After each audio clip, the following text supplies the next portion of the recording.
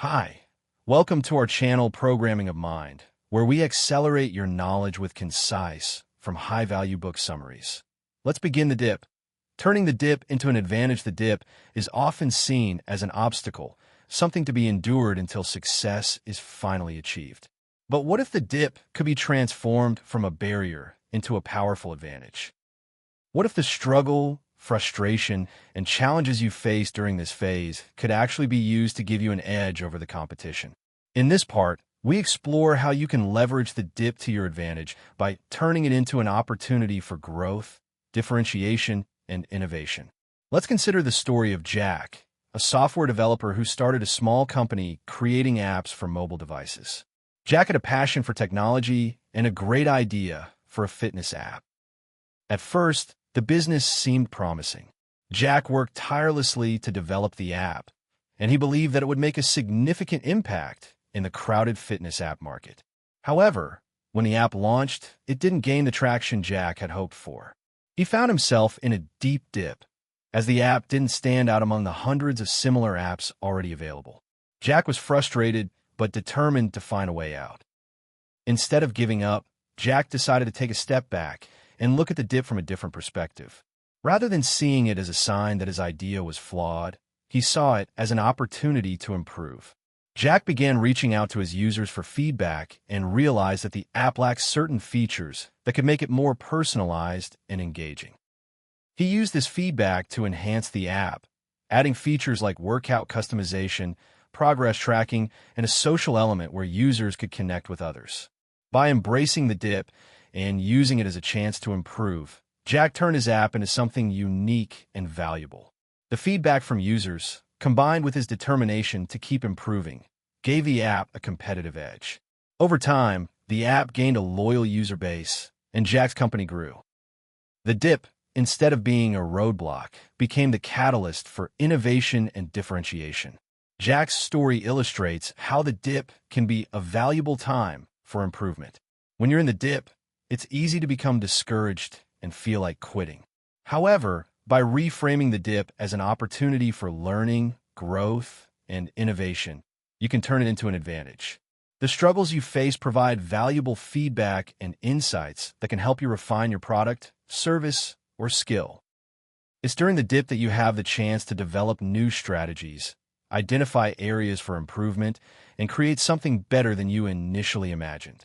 The dip also offers a chance for differentiation.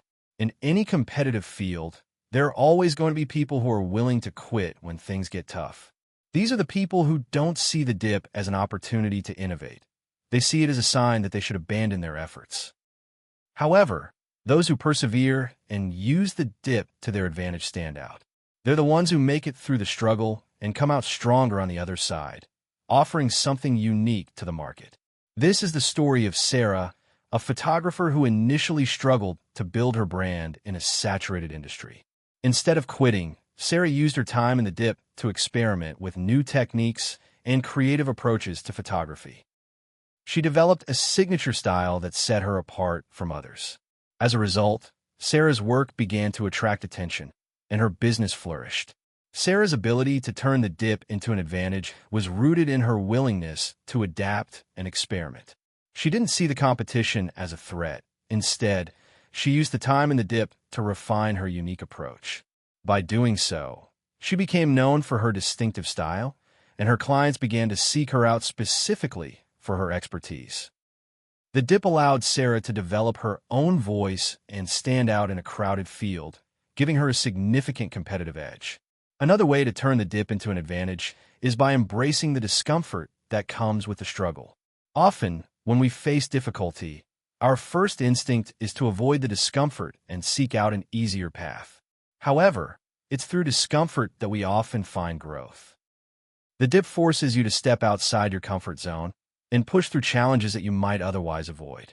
This is where true progress is made. Take the example of James, a man who wanted to become a professional public speaker. He had a natural talent for communication, but found that speaking in front of large audiences made him nervous. When he started speaking at local events, James experienced the dip. His nerves were overwhelming, and he often felt that he wasn't performing at his best. Instead of quitting, James chose to embrace the discomfort. He spent time practicing his speaking skills, learning from his mistakes, and seeking feedback from others. Over time, his confidence grew, and his speeches became more polished. By pushing through the discomfort, James was able to improve his skills and eventually became a sought-after speaker. James's story demonstrates how embracing discomfort can lead to growth. The dip is uncomfortable, and it often forces you to confront your weaknesses. But by leaning into that discomfort rather than avoiding it, you build the resilience and skills needed to succeed. The dip, in this sense, becomes an essential part of the learning process. Without it, you may never experience the growth necessary to stand out in your field. The dip also offers an opportunity for testing and validation. When you face obstacles and setbacks, it's a chance to test your ideas, assumptions, and strategies. Are you on the right path? Are there areas that need to be adjusted? The dip forces you to confront these questions and provides a valuable opportunity for course correction. Take the story of Clara, a chef who wanted to open her own restaurant. Clara's passion for cooking was evident, but when she opened her first restaurant, she encountered challenges that she hadn't anticipated. The initial excitement quickly wore off as she faced high costs, staffing issues, and customer complaints. Clara found herself in the dip, but instead of seeing this as a sign that her dream wasn't meant to be, she used the dip to gather feedback from customers and adjust her business model. She experimented with new menu items, redesigned the layout of the restaurant, and adjusted the pricing to make it more competitive. Through these adjustments, Clara was able to turn her restaurant into a popular destination, and it became a local favorite. Clara's ability to test and validate her ideas during the dip was key to her success. The struggles she faced forced her to question her assumptions and make the necessary changes to improve. By doing so, Clara was able to refine her restaurant concept and create a business that was more aligned with customer needs. The dip, instead of being a setback, became a valuable opportunity for improvement and innovation. In conclusion, the dip doesn't have to be an obstacle that prevents you from achieving success. It can be an advantage.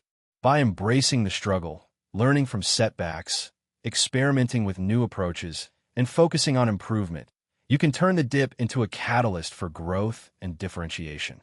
The dip is a time for innovation, self-reflection, and adaptation. Those who push through and use the dip as an opportunity to refine their ideas and skills are the ones who succeed in the long run. When you approach the dip with a mindset of turning it into an advantage, you not only overcome it, you use it to propel yourself towards success. Thank you for listening, and please like the video and subscribe for more great upcoming content that will put you in top 1% people in the world.